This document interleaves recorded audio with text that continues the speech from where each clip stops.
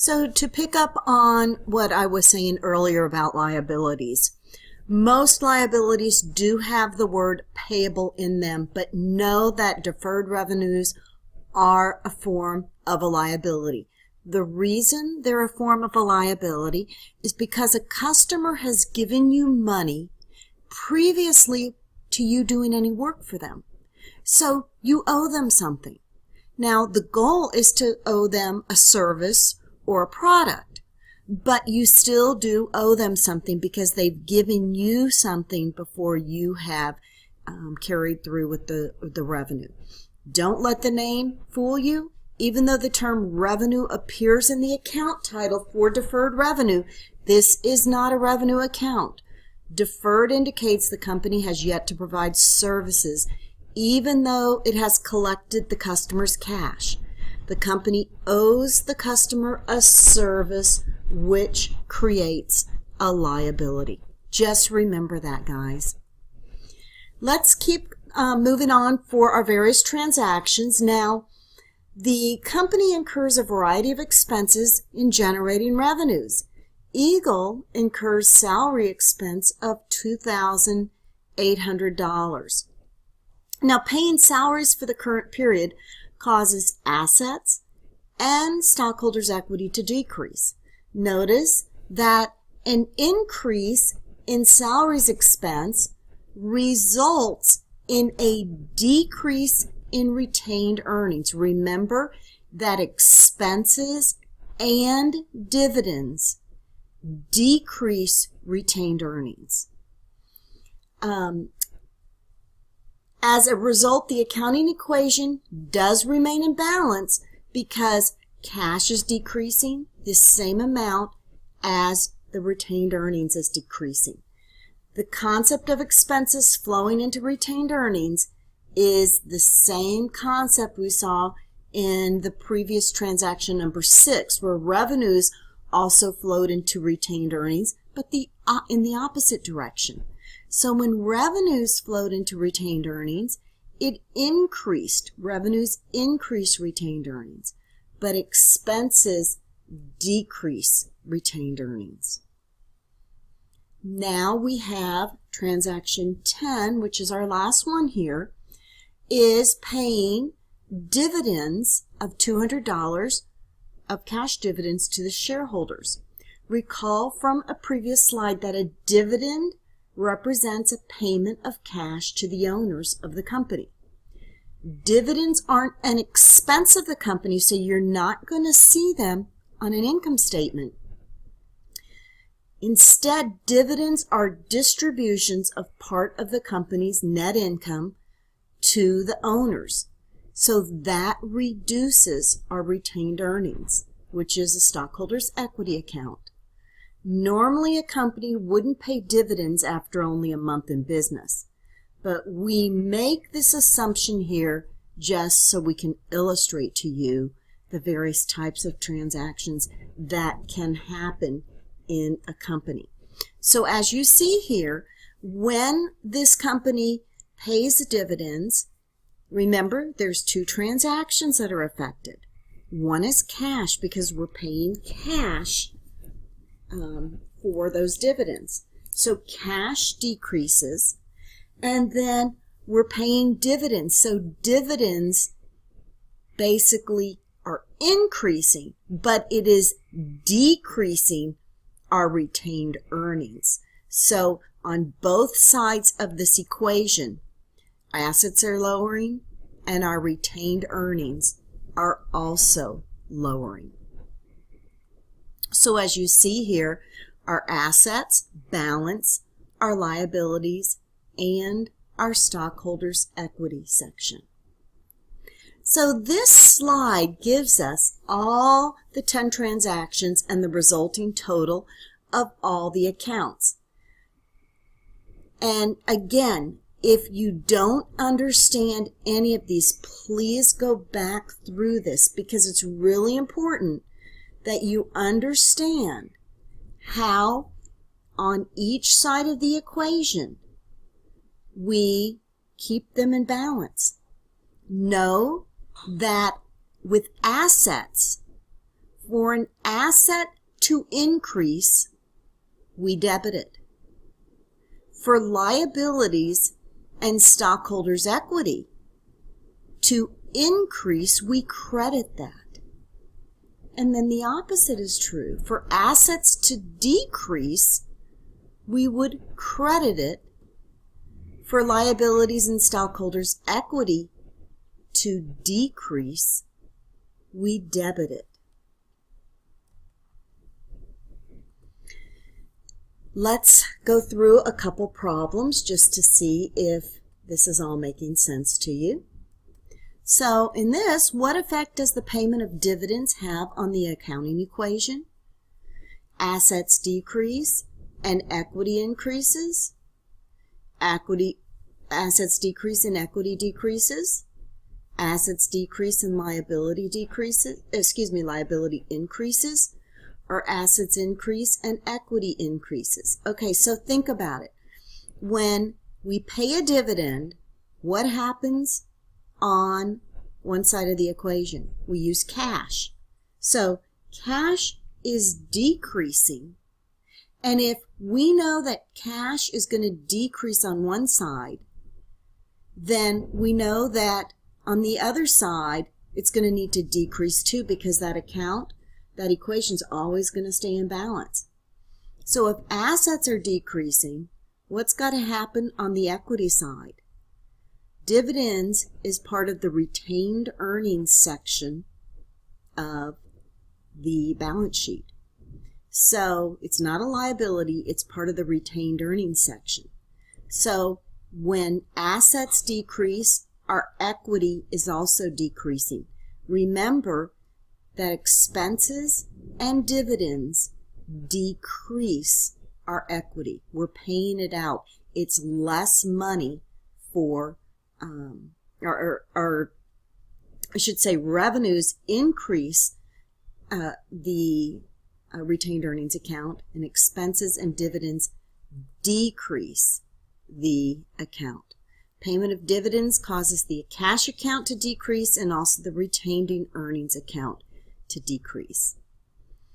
So our next area is going to go into a little more detail talking about debits and credits. So as you see here, we need to look at the impact of external transactions on debits and credits. We're going to spend some time talking about how this affects an account. So the word debit and credit are taken from Latin terms. Today, debit simply means left and credit means right. Debit means the left side of a T account and credit means the right side of an account. We refer to increases in accounts on the left side of the accounting equation, assets, as debits. Just the opposite's true for accounts on the right-hand side of the equation. We refer to increases in liabilities and stockholders' equity as credits. And the rule reverse for decreases in accounts. Assets decrease with a credit, liabilities and stockholders' equity decrease with a debit. This is a really, really important concept to understand. Now, one thing I do want to tell you about this is a lot of people get confused because all these years you've been going to a bank and they will tell you when they put money, the bank puts money into your account, they will say, we credited your account. Well, if you think about it, your account at the bank is a liability to them. So when you put money into your account at the bank, they are crediting your account because there's more money that goes into it. Therefore, the amount that they owe you back has increased. So just know that a lot of people get confused with what they've heard all this time from a bank. Where really, think about it, the bank is telling you what they did on their books. Okie doke. So the debit and credit effects on accounts in this expanded accounting equation. Remember, the accounts on the left side of the accounting equation, which are assets, increase with debits, or on the left side of the account. On the right side of the accounting equation, which are our liabilities and stockholders' equity, we increase those accounts with credits or inputting information on the right side of the account.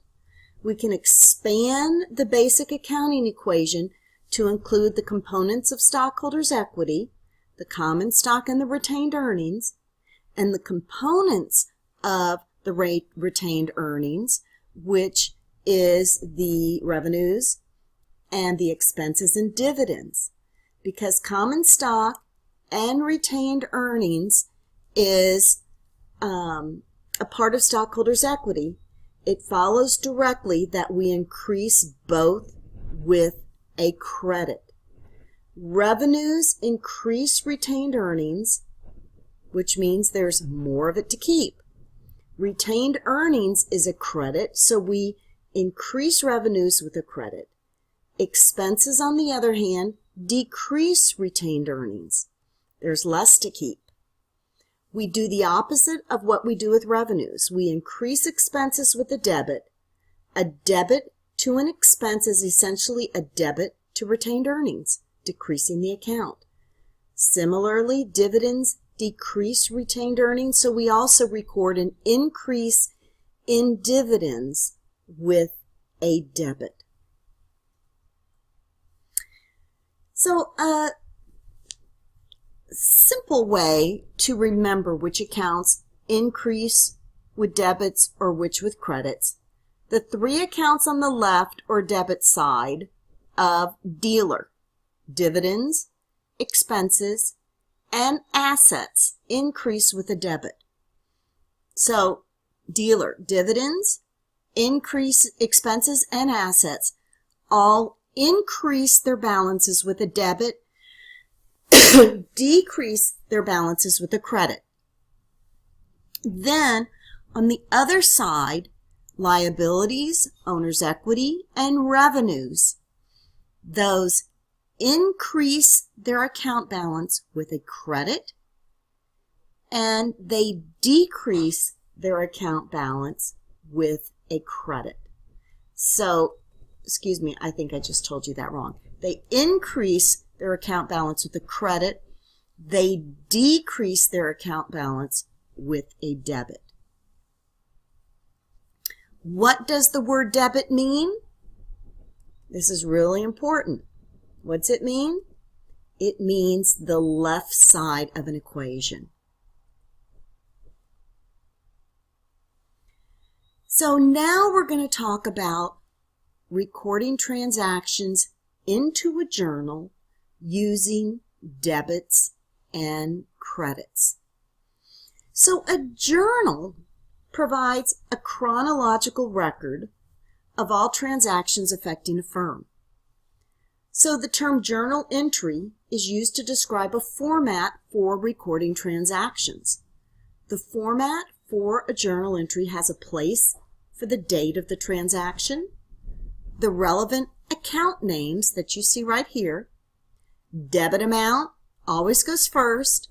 The credit amount follows next. You see, if we put a line down here, here's the left side, here's the right side. And then a description of the transaction. The account to be debited is put in first. And indented to the right, the credit account is listed. The entry has two amount columns, one for debits and one for credits, because there might be times that a specific journal entry might have way more than two accounts here. So we put the debits on one side, and we always place those first, and then the credits over on the other side. As amounts are always expressed in dollars, we don't need to worry about dollar signs. The left-hand column is for debits, because we know debit means left, and the right-hand side is for credits. For each journal entry, the total amount of debits always has to equal the total amount of credits. And then the last thing we'll do is put an example, or excuse me, put a description so we know exactly why we are providing a transaction. So, as you see here, to record the transaction between Eagle and its investors in the books, we're going back to those initial 10 transactions. The Eagle Golf Academy sells shares of common stock to investors for cash of $25,000. So in order to create a transaction, we're going to show the date, first thing to do. Then the next thing we'll do is take the account that we increase, which means, excuse me, I shouldn't say it that way. We're going to take the first account that is debited. In this case, cash is increased with a debit, so cash is going to go first. So we show cash, which is an asset. That's going to be increased $25,000. Then we show our common stock, which is a stockholders' equity account that we will credit for $25,000. And then we put a note in here to explain our the purpose of this transaction was to issue common stock for cash. Many people forget to indent the credit account names. For the account credited, make sure you indent both the name and the amount. So you see here how common stock is indented, and the amount over here is put over on the credit side. Next, what we're going to talk about is posting these transactions to the general ledger. So basically, the journal records record basically all the transactions affecting a company in chronological order by date. It's useful for reviewing certain transactions, but for calculating account balances, we need to post them to the general ledger. And in order to create our financial statements, we have to have them going into each specific account. So to calculate those balances, information about transactions get recorded in the journal. It's transferred to the specific counts in the general ledger. So this process of taking this information and transferring the debits and credit from the journal to individual accounts is called posting it to each account. The general ledger includes all accounts used to record the company's transactions. So for each account in the general ledger, we're going to have an account title, transaction date, transaction description, and columns to show our debits and credits. And then on top of that, we'll have a continual balance so we constantly can keep track of what our balance is. So let's look at an example here. On December 1st, Eagle Golf Academy sells shares of common stock to investors for $25,000 in cash. So the transaction is shown here. Now what we need to do is post this $25,000 of cash to the cash account. And we'll also need to post the credit of $25,000 to the common stock account. So you see here, once we have recorded that transaction, to then post it to the general ledger, this particular cash needs to be posted to the cash account. So we see this $25,000, we show the date, which we see here from December 1st, we show the issue common stock for cash, which is our explanation. We take this $25,000, put it in here, and as a result, we create our new balance of $25,000. We're going to do the exact same thing for our common stock. We're going to find that account, common stock. We will show the date of this transaction, December 1st, And we will keep that same guideline for what the purpose of this transaction was, issue common stock. This is a credit. We're going to put that over here in the credit and create a new balance. Remember, assets increased with a debit balance.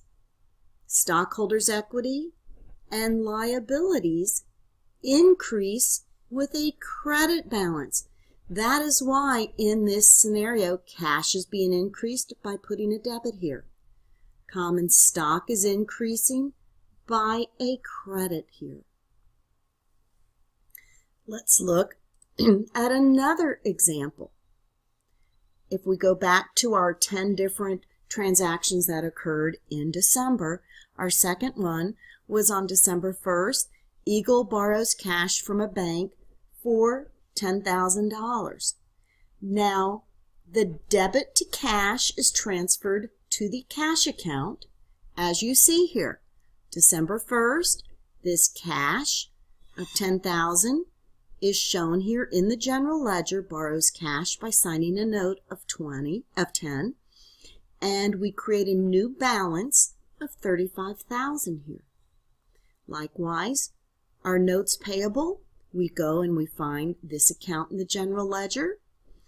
We show the date, again the explanation, and we are crediting this, and since a note payable has an increase by a credit balance, we create a balance here of $10,000. So we take each of these transactions and we post them to each of these accounts. Then our next transaction involved when Eagle purchased equipment with cash, we debit equipment and post the debit to the equipment account to show the balance of equipment has increased. As you see here, the $24,000 has increased. We also credit cash and post the credit to the cash account to show that the balance of cash has decreased. Now remember, in this example, we have assets for both aspects of this transaction. The total assets didn't change, but one specific asset called equipment increased and one asset, cash, decreased. Sometimes we show the accounts in the general ledger using a simplified version that we call a T account. You're going to see there's a lot in this course. Shown in the slide are the T accounts for equipment and cash. Now the name T account comes because, as you can guess, there's a natural T-shaped form. The T account includes the title at the top, one side for recording debits, which would be left, one side for recording credits, which would be right. Now, consistent with our previous discussion about debits and credits, the left side's always the debit and the right side's always the credit. And then as you can see down here, at the bottom is the current balance of the account. Remember, assets will always have a current balance of a debit. Now, if we keep moving on, the company pays 1 year of rent in advance. We debit prepaid rent and post the debit to the prepaid rent account to show the balance of prepaid rent has increased, and we also then credit cash and post the credit to the cash account to show that the balance of cash has decreased. Remember, in this transaction also we have two asset accounts. The total assets didn't change, but one asset called prepaid rent did increase, and the cash then did decrease accordingly. On December 6th, Eagle purchases supplies of $2,300. So when Eagle purchased supplies on account, they didn't use cash. They said, hey, we'll pay you this money in the near future. We debited supplies and we post the debit to the supplies account to show the balance of supplies has increased. That's why we debit it. We also credit accounts payable and post the credit to the accounts payable account to show the balance of accounts payable has decreased. Remember, accounts payable is a liability account. The normal balance of a liability account and stockholders' equity is a credit balance, which means to increase it, we post on the right-hand side. Then Eagle provides golf training to customers for $4,300 in cash. What happens to cash? Cash increases, and we post the debit to the cash account to show the balance has increased. We also are going to credit service revenue and post the credit to the service revenue account to show that the balance of service revenue has increased. Remember in our expanded version that service revenue increases our retained earnings account. Therefore, we credit it. Now, on December 17th, Eagle provides golf training to customers on account. Remember, on account means we don't receive the money right now. We're going to receive it in the future. So we're going to debit an account, which is an asset, called accounts receivable. And we're going to post the debit to the accounts receivable account to show the balance of accounts receivable has increased. We also credit service revenue and post the credit to the service revenue account to show that the balance of service revenue has also increased. Now, our next step is Eagle receives cash in advance from customers. So since we have received cash, cash is a resource, we are going to debit our cash and post that debit to the cash account to show that our cash account balance has increased by $600 with this transaction. We also are going to credit a liability account called deferred revenue, and we're going to post the credit to the deferred revenue account to show that the balance of deferred revenue has increased. Remember, this is one of those accounts that's a liability but doesn't have the word payable after it. To increase a liability, we credit it.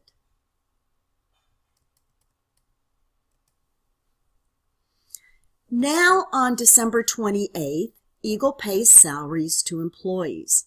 So we're going to debit salaries expense and post the debit to the salaries expense account to show the balance of salaries expense has increased. We're also going to credit cash and post the credit to the cash account to show that the balance of cash has decreased. Now remember, with salaries expense, this in our expanded version, we would see it as a portion of reducing retained earnings. And so to reduce retained earnings is to debit retained earnings. Again, our cash is decreasing here. So by putting a credit over here, we are decreasing our cash, which is reducing our cash balance. Then we've got Eagle paying cash dividends to the shareholders of $200. Remember, in doing this, we debit dividends and we post the debit to the dividends account to show the balance of dividends has increased. Our cash is decreasing, and so we will credit cash in order to show that decrease in the cash balance. So here is the first 4 transactions for the month of December of our company recorded for Golf Eagle, and you see them on the slide here. The transactions posted in the journal show for issuing common stock for cash, our debit of cash, our credit for common stock. This increases our cash, which is an asset, and common stock is increased by crediting it. The next one, borrowing cash from the bank. We increase our cash by debiting it. We increase our liability by crediting it. Equipment was increase in our equipment of $24,000 by debiting it, but we paid cash for that equipment, so we decrease our cash of $24,000. But as you see here, our total assets didn't change, but our distribution of assets changed. The same happened with number 4. Our prepaid rent increased, and then our cash decreased. So overall, our total assets did not change, but the manner in which our total assets were derived has changed. Then from there we have 3 more of our transactions. Purchasing supplies on account. Purchasing on account means we didn't pay cash, we're going to pay cash in the future. So we increase our asset by debiting it, and we increase our liability by crediting it. Then we provided training to customers for cash. This is how we receive our revenues.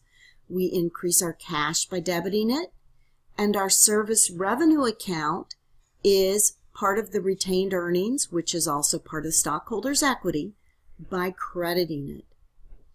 Then we provided more training, but we didn't receive cash. We're going to receive cash in the future, but we created an asset with the accounts receivable account because we will be receiving that money in the near future. So we increase our accounts receivable account by debiting accounts receivable of $2,000, and we increase our service revenue account by crediting our service revenue for $2,000. Then our receiving cash in advance from customers. This is the account where the customer gave us money up front even though we haven't provided the services yet. So our cash increased, therefore we debited it. And this deferred revenue, remember, increases by crediting it. And it's a revenue account because we still need to provide the service. Then from there, we've got paying salaries. Our expense account increased, therefore we debit it. Our cash account decreased, therefore we credit it. And then last, with our paying dividends, our dividends increased, therefore we debit it. Our cash decreased. That's why we credit it. So the general, excuse me here, let's get a question going here. Here I go. All of the various transactions were then posted to the various general ledger accounts. And as you can see here, we've taken each transaction and we've posted it to each one of these accounts and created our new balances. From here, we will be able to then create a trial balance. Let's check your understanding here. So, which of the following is used to provide a chronological record of all transactions affecting a firm? Is it the general ledger, the journal, the trial balance, or the income statement? It's the journal. It's the chronological record of all the economic events that have taken place. Then, at the journal level is where we take those various transactions and transfer them over to the general ledger so we can update each account balance. Once those are updated, then from there we can create the financial statements. Here's another one. Which of the following accounts would be debited when a company pays $12,000 in advance for 1 year of rent? So think about which accounts are affected. Cash is affected and prepaid rent is affected. But when we pay $12,000 in advance for 1 year of rent, what happens to cash? Cash goes down, but prepaid rent gets debited. That prepaid rent will be increased. So this creates an asset account called prepaid rent, and it's an asset. In order to increase an asset, we debit it. I'm going to show the lecture for creating a trial balance on the next slide.